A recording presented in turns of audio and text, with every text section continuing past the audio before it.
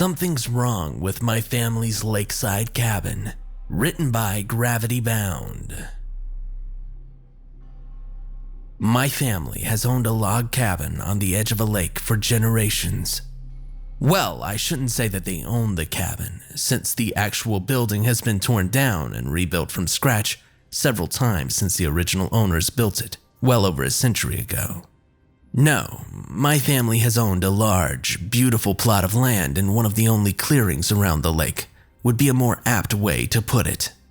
The current iteration of the family cabin was built from the ground up in the 80s by my father, who left it vacant for a while after its completion for reasons that I've never actually learned. When he started the moving process into the rather small building about 15 years after I'd moved out on my own, about 3 decades after he'd actually built it, he told me that he had no reason to stay in his current house, seeing as I was long gone, and my mother had passed away several months before that. He said that he could manage the move by himself, and that I shouldn't worry about him. I felt bad about leaving all of the work to him, but given his persistence, I knew that I wouldn't have a choice in the matter.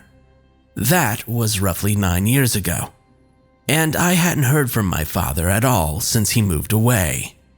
I won't delve into the specific details about my life so as to keep it as anonymous as possible, but I will tell you what I can about my family and myself. At the time of writing this, I'm in my 40s with 2 children, both of which live on their own. One in a dorm and one in an apartment with his girlfriend. Earlier this year, I lost my wife when she was on her way home from work, after hitting a patch of black ice and going off the road into a tree. The first paramedics to arrive told me that she died on impact, the only solace that I'd been able to receive from the whole event. After the funeral, my sons and I have become more distant, and I haven't heard a word for them in over 5 months. I can hardly blame them. They loved her very much and are still more than likely recovering. I was living alone in our house for about a month after the accident, still struggling to cope with her loss, when I received a letter telling me that my father had also passed away a few weeks before, and that he'd left me several things in his will. The 2 standout items being a large sum of money that I could easily live comfortably on for the rest of my life and never have to work again, and the deed to the land on the edge of the lake.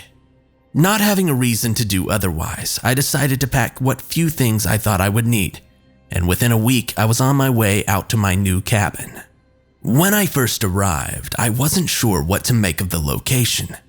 A small cabin comprised of a kitchen, master bedroom, living room, and bathroom was only accessible through a 10-minute drive through a dirt path that didn't seem all that appealing. And it had me considering whether to turn around and head home almost immediately. However, despite my initial feelings, I decided to give it a shot, and at least spend a night there to give the place its fair chance. After settling in, I decided to cook up a simple meal with some groceries I'd picked up on the way. I grabbed a book from the rather generously stocked bookshelf and I sat in an old recliner by a window with a perfect view of the lake. Time flew by, and before I knew it, I looked at the wall-mounted clock only to find that it was 11 at night. Surprised, I took a bookmarker and placed it between the 2 pages I'd left off on. I set the book on a nearby table, and then I went to bed for the night. The sound of nature at night proved to be a fantastic lullaby, and I ended up having the best night's sleep that I've ever had. I was officially sold on the idea of calling this place my home when I woke up the following morning. The next month or so went by peacefully. I spent most of my time either reading or fishing down at the handmade dock at the edge of the property, while deviating every now and then for a canoe ride along the lake or a walk through the woods. I was only just getting used to my new, pleasant life when suddenly, things started to happen around the property. Things that I thought were only in my imagination at first. Late at night, when falling asleep to the gentle breeze pushing through the trees, and the sound of crickets that proved to be a lull for me, I began to hear what sounded like faint humming mixed in with the usual nightly sounds. It was faint at first, making me think that it was only my mind playing tricks on me. But over the course of several weeks, the sound became more pervasive, becoming louder than simply a quiet instrument of the night's orchestra. But it was not so loud as to sound like more than a whisper. The hums did not come every night. In fact, there wasn't much consistency when it came to most of the chilling things that I'd experienced in my time there.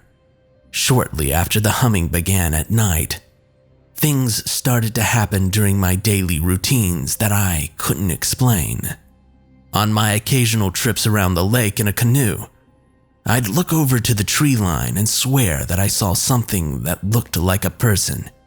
And even though at first I tried calling out to them, only to be met with silence, I assumed it was my mind playing tricks on me for spending most of my time away from civilization, save for the occasional grocery run. On my walks around the woods, I would hear twigs snapping, as well as the crunch of leaves from pretty much anywhere that wasn't in my line of sight. On one venture, I even came across a rabbit.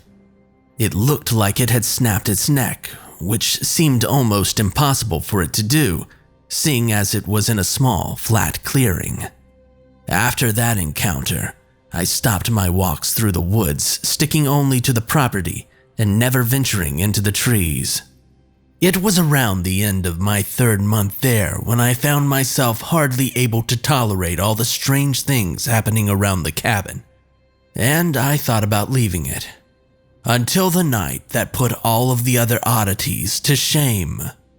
I noticed when I went to bed that night that the woods around me were alarmingly quiet. There was not a single insect making a noise. No wind blew at all. And the only sound that kept me company was my slow breathing as I attempted to sleep. Right when I was about to nod off, however, I nearly jumped out of my skin when I heard the screen door to the cabin start to be wildly opened and slammed shut.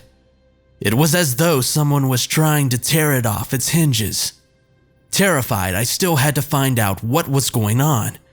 So I cautiously got out of bed and tiptoed to my room's doorway. I had a clear line of sight on the cabin's door. The blinds on the windows to either side of the door were pulled shut, only allowing the bright moonlight to shine through a crack at the bottom, and the door was still being slammed with brutal force. Despite everything, I couldn't help but thank myself internally for never getting over the need to lock my doors at night, even though nobody lived around me anymore. After about 10 minutes of slamming, as quickly as it had started, it subsided, leaving me shaken as I stood in silence, anticipating whatever was about to come next. It was only when the humming began again, filling the silent night air, that I felt the need to further investigate. As I got closer to the door, the humming grew louder. Despite my skin crawling, however, it was far enough away that I felt that opening the door was a safe move. Unbolting the door and pulling it open, the first thing that came into sight was the screen door. It was now bent and hanging from its hinges, the screen completely shredded. It was only when I looked out over the field surrounding the cabin, illuminated by the nearly blinding light of the full moon, that I saw somebody standing by the docks. This figure not only appeared to be a slender woman, but also looked like the same person that I'd seen around the lake on my canoe outings. Pushing past the remnants of my screen door, I stepped into the moon's light and started my cautious approach. With every step, the hum grew louder and more eerie. What was at first a soothing sound to fall asleep to now felt like the soundtrack to my nightmares. When I reached the tree line, only a couple of dozen feet from the woman at most, the humming paused as she started to turn towards me. I was terrified at first, expecting to see something out of a horror movie staring back at me. But my dread was replaced with confusion and the feeling of a knot in the pit of my stomach as her face came into the moon's light. Standing in front of me, roughly 4 months since her funeral, was my wife, looking just as she always had. My heart sank as I watched her pale lips form a smile, only starting to hum again once I'd seen her. I called out to her, only to be met with the same haunting melody as she began to take slow steps away from me. As she neared the end of the dock, I found the shock wear off just enough for me to burst into a sprint towards her. Before I could reach her, though, she fell backwards into the water, but made no sound as she fell in, not even causing so much as a ripple in the otherwise still lake. I knelt down on the edge of the dock and I reached into the water with one hand, calling her name frantically as I searched for her. It wasn't a deep section of the water. She would have been able to grab my hand. Only when something finally did, it wasn't her. I felt a tremendous grip on my forearm as something tried to pull me into the water. I anchored myself to the dock on one of the wooden supports as I fought, struggling and enduring a harsh pain to stop myself from falling in. After what felt like an hour of struggling, my arm was freed from the grasp of whatever had lured me to the water, and I wasted no time as I bolted back to the cabin. I didn't look back, even when the humming started again. I slammed the door shut, bolted it before sliding the old recliner in front of it, and I ran to the corner of the room where I waited through the rest of the night for sunrise to arrive. As the sun rose above the trees and cast its light on the cabin, I gathered my belongings and I ran to my car, making record time as I packed everything inside and jumped in, tearing down the dirt road with no comprehension of how fast I was actually going.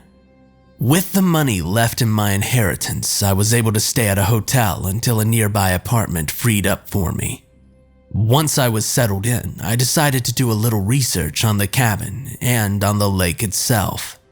It was only then that I'd found out that every one of the previous owners had lost their spouses shortly before moving to the cabin. And every one of them had eventually drowned in the lake after taking up residence there, including my father. I didn't want to know any more than that. I had all the answers that I needed. Several days after that discovery, I looked up a company willing to demolish the cabin and another that would be willing to plant trees in the area to fill the gap caused by the sudden absence of any structures. I've given it thought, and despite everything that happened, I'm choosing to hold on to the deed to the property. I won't let whatever killed my family members by making replicas of their spouses have the opportunity to strike again. The knowledge of that cursed plot of land and the wretched cabin that once sat upon it now lives and dies with me.